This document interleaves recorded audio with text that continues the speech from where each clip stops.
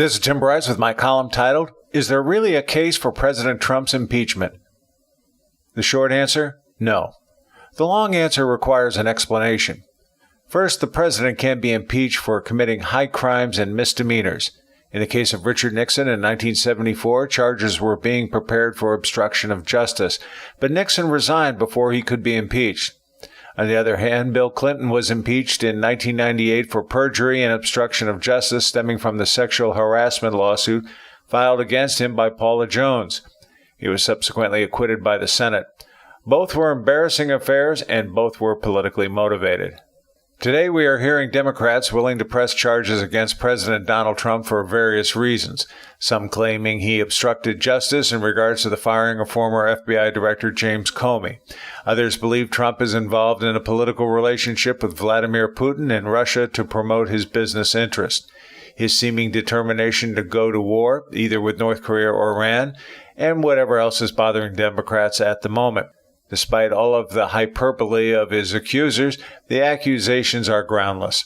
Nothing of substance has yet surfaced from the many Russian probes.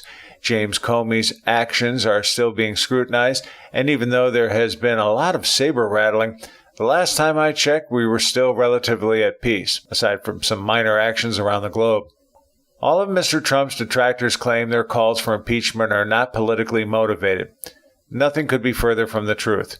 This is all about politics, just as it was with Nixon and Clinton, and for that matter, Andrew Johnson back in the 19th century. Since losing the 2016 presidential election, the Democrats have been in a state of denial, specifically that a Washington outsider such as Mr. Trump could win and implement an agenda in stark contrast to their own. Instead of admitting defeat, the Democrats accuse the president of foul play, even going so far as to concoct a myth about Russian influence. In reality, Mrs. Clinton and the Democrats should be investigated for selling political influence. All of this is part of the left's plans to try to discredit Mr. Trump and derail his agenda. Calls for impeachment are simply a farce aimed at attracting media attention but going nowhere fast. The question, though, remains, does anyone honestly believe they have a legitimate case against the president? Aside from the liberal zealots who would like to see this happen, no. Nobody is buying it.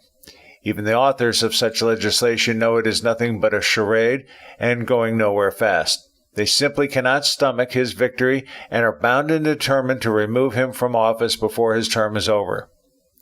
All of this jealous rage by the left leads me to believe they are suffering from an acute case of penis envy. Maybe this explains their sense of inferiority and why they possess a castration complex towards Mr. Trump. Oy. Friends, keep the faith. This is Tim Bryce in Palm Harbor, Florida. Follow me on the internet at timbryce.com.